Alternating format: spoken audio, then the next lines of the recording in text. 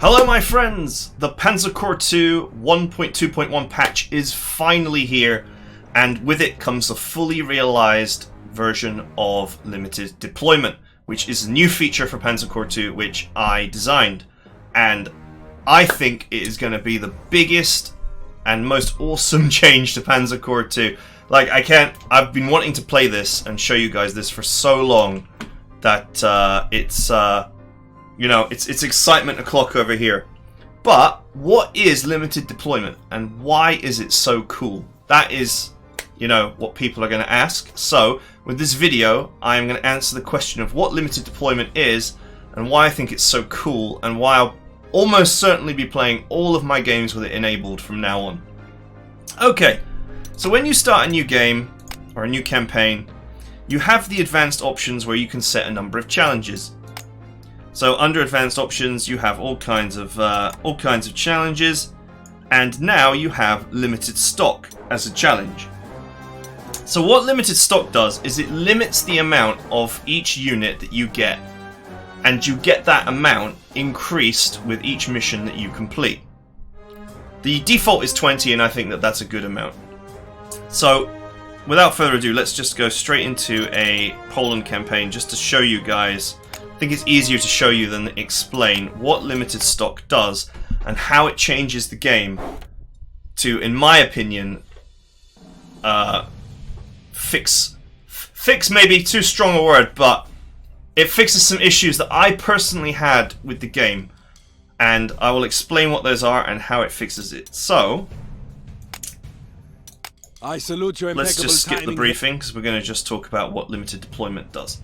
So if you go to the purchase screen in limited deployment mode, you will see that every unit that you could possibly have at this point has been issued to you in a set of 20. And these numbers will depreciate. So if you take losses, these numbers will decrease. Now with each mission that you complete, you will receive another batch of units, but they will be whatever is appropriate for the start of that mission. So they may not feature units that you previously got given. So why is this so cool? Well, you always wanted to, or at least it was a very well-known and optimal strategy, to always deploy the best units of any kind, or of every kind, of every type. So for example, if I undeploy my army here, I have 4 tanks here, and there's very little reason to, for example, use the Panzer 1A. At this point in the war, the Panzer 1A was an obsolete tank that was only still being deployed because they had them, and no other reason. Now, in the game without limited deployment, there's really no reason to ever use the 1A over the Ost B, which is just completely, objectively superior to the 1A in every way. But here's the thing. You will not be able to, and I'll just free up some supply here to show you. You will not be able to deploy nothing but, for example, the 1B, because you simply won't have enough of them. So the 1B can be deployed, for example, in an overstrength 11 stack for free. Or we could buy 2 sets of 10 of them. But what will happen is, there will come a point where, if I deploy nothing but 1Bs, or 2Cs, whatever the most modern tank is, I won't have any spares to use. So if I now go back to the purchase screen, I only have 10 1Bs left. And if all of my army is 1B, Panzer 1Bs, then as I take losses on my fleet of 1Bs, I am going to run into the issue that I have no spares. So for example, if I upgrade 4 of my tanks to Panzer 1Bs, I now have none left. So if I take any damage at all, I will not be able to repair it. I also can't upgrade my entire army to 1B because I don't have enough of them. So what this potentially means is, you might not want to deploy the best tanks all the time. You might actually want to deploy the inferior 1A, and you may even want to deploy it in big stacks to conserve your superior tanks for later on in the campaign. Now, what this also additionally means is that if you unlock a new tank as you move through the campaign, so in the next mission, we can, for example, return to the main menu and go to a later point in the campaign. As you reach a later point in the campaign, which you would get to naturally if you were playing through unlimited stock,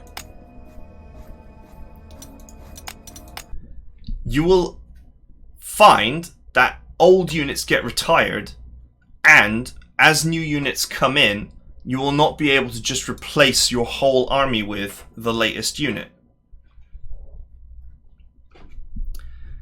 So, for example, at this point in the war, a number of advanced tanks have just been introduced. Guten Tag, Herr General. So you'll be running your 1Cs, your 3Hs, your Panzer 4Fs, etc. And at this point in the war, you will have the option to upgrade to a number of very strong Panzer IV variants, the IVF, or 4F, and the 3H. You will have the opportunity to deploy these tanks in large numbers, and you will also find that you have a whole host of 4-type variant or 3-type variant Panzers to choose from. Now, typically, without limited stock, the correct strategy, or at least the most optimal strategy, would simply be to upgrade your entire tank fleet to the F model, which was the more advanced version of this selection of tanks. Anyway, it was the most advanced version of these selection of tanks for the anti-tank role. Although there is some argument to be made for the Type H. Now, you will find, of course, that if you do upgrade to the Type F, which has got the best infantry attack and not too bad anti-tank attack for this period in the war, you will, of course, run out of them. So you actually can't. So there will be reasons now, reasons of economy and of supply, to actually use things like the 4D or the 3G, which were not necessarily that useful. For example, I doubt that anyone ever deployed the Panzer 3G because it is just a slightly cheaper and slightly inferior version of the of the H model. Well, the thing about the G model was it was deployed, much like many of the older tanks at this point in the war, simply because they had them. But you are never in that position of, well, deploying effectively a historical army, because there's no pressure on you to use obsolete units. You can always upgrade to the latest and greatest units. While with limited availability, you now have a reason to use all of these units as they were used historically, simply because you are not going to have an infinite supply of the latest and greatest units the moment that they turn up. So when Tiger 1s turn up, you will not convert your 8 division army to entirely Tiger 1s, because you're only going to have enough tanks to reasonably supply one division, which I think gives the game a much better, a much more historical feel. And it's not just tanks. It for me impacts every part of the game. So, for example, my main strategy, which you guys have seen on my YouTube channel, is to deploy nothing but engineers as my main infantry. They're expensive, but they are pretty much good in every situation, and I don't generally worry about their cost, so I just run nothing but engineers. Once again, with units like infantry, if you're deploying nothing but engineers and you are always taking casualties on your engineers, your casualties are drawn from your limited stock, which means that you are going to absolutely guaranteed run out of engineers if you deploy nothing but engineers. This encourages you to use other infantry types, which you typically wouldn't use because it's just easier to use engineers. And that is where I think it really shines, where limited stock really shines, is that there is a huge incentive now to deploy historically all different kinds of units, because you want to use up that stock that you have, because the latest, greatest and shiniest things are just simply going to be in a short enough supply that the attrition of the battle, no matter how good you are, is going to force your hand into using other things to supplement the latest and greatest stuff, which I think makes for a better, more diverse game, a more historical game, a more tactically interesting game. So I hope you guys love limited deployment. It's a new thing. I'd love to hear personally all your feedback on it. For me, this is going to be the default way that I play the game from now on.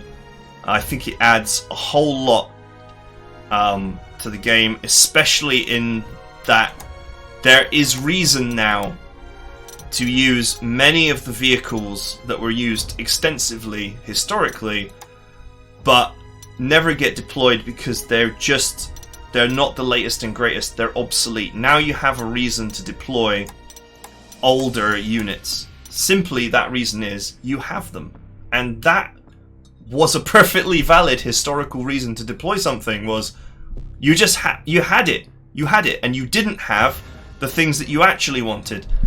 And I think that limitation is going to drive strategy in this game. That's going to be very interesting. So that is it for now. I hope this fully explains what limited deployment does.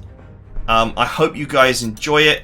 I look forward to those of you who push the supply slider down to make it even more restrictive, but I think 20 is a good default, and I will in the very near future be playing a full campaign with this mode on, so you can see how it plays out in the flesh, in reality, if you're not convinced. And that is it for this special video. I hope to see you guys in my new campaign, which will be coming very soon.